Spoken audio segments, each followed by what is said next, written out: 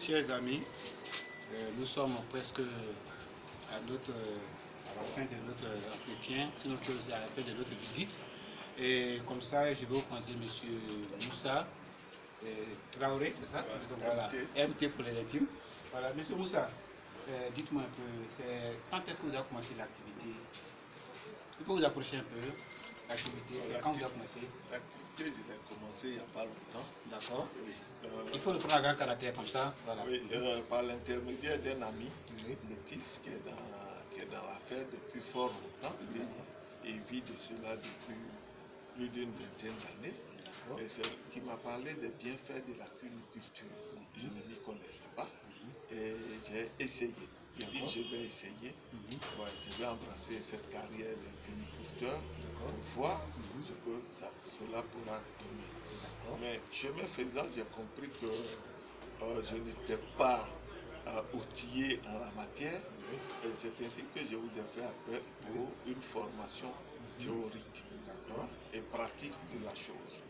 Et puisque mes bêtes avaient des problèmes, mes bêtes, j'avais des difficultés de gestion au niveau de mes bêtes. Et vous êtes venu, vous m'avez donné des rudiments sur le métier de cuniculteur. Et cela me va droit au cœur. Je vous remercie pour cela. Ok. Monsieur Traoré, dites-moi un peu, quelle est votre position? Au niveau de la provision, l'agriculture bien sûr. Au niveau de mes provisions, mes prévisions, je dirais, pour moi, je vais aller jusqu'à 100 reproductrices. D'accord. Et puis, bon, et puis avoir un cheptel de près de 1000. Voilà, c'est ce que j'entends faire. Et puis, je veux vraiment me professionnaliser dans le domaine.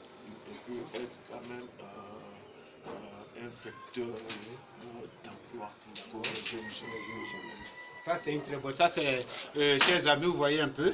Il dit comme ça que il veut aller à grande échelle et employer des personnes. Donc, employer des gens, ça veut dire que la jeunesse va venir travailler avec M. Traoré. Donc, il devient du coup un opérateur économique. D'accord? Et M. Traoré, comment est-ce que vous m'avez retrouvé? Je vous ai retrouvé par rapport aux réseaux sociaux. D'accord. Aux réseaux sociaux. Oui. C'est grâce aux réseaux sociaux que j'ai fait votre connaissance.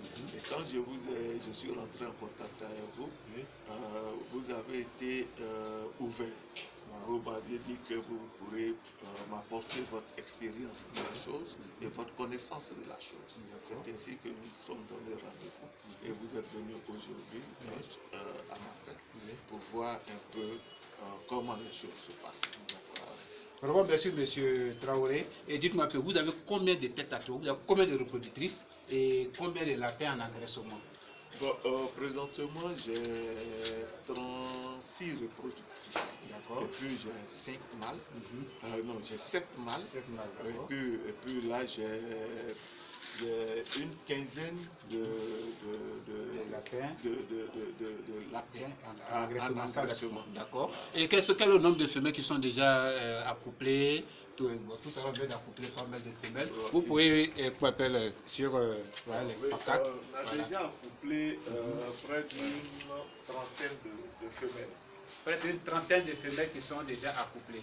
Voilà. Une trentaine de femelles qui sont déjà accouplées. Et nous attendons d'ici là le résultat. Jusqu'au 18 de ce mois. Jusqu'au 18 de ce mois, on verra les résultats. D'accord.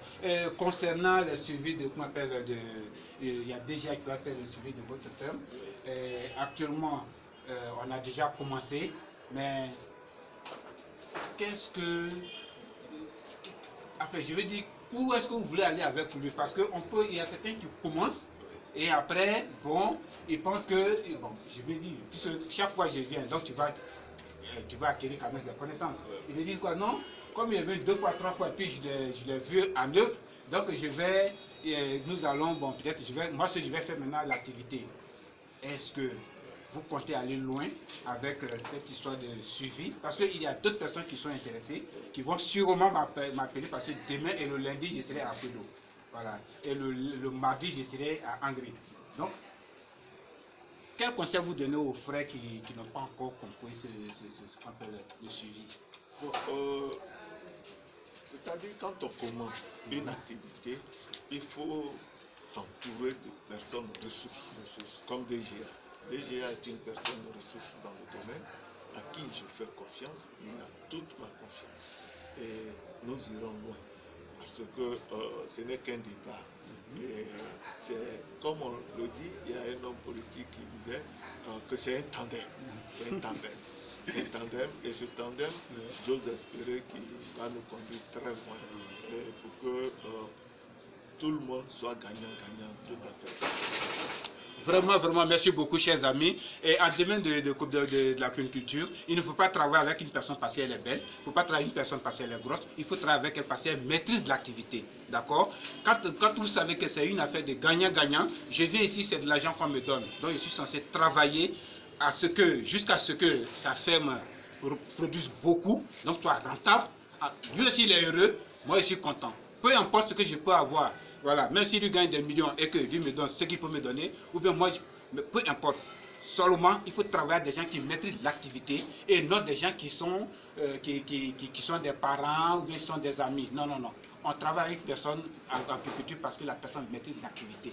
Donc voilà, nous sommes là pour accompagner les cultivateurs, que tu sois nouveau ou ancien, par besoin, vous pouvez m'appeler, je peux passer. Nous sommes des frères, que tu sois au Burkina, au Mali, au Sénégal, il n'y a pas de souci. Les vidéos que je vous fais, c'est pour pouvoir, bon, disons, vous faire le point de certaines fermes pour voir comment se passe l'activité cunicole en Côte d'Ivoire. Ça c'est un. De deux, en fonction, enfin sur les réseaux sociaux, balancer des vidéos qui peuvent être utiles pour certaines personnes. Voilà. Donc, chers amis, vraiment prenez soin de vous. Il y a cette maladie actuellement qui est en train de faire mal, que tu sois au Mali, au Burkina, au Sénégal. Mon frère, ce que tes autorités t'ont dit là, il faut faire. Pour que demain, ça passe et que nous, on continue de vivre. Merci beaucoup et puis portez-vous bien.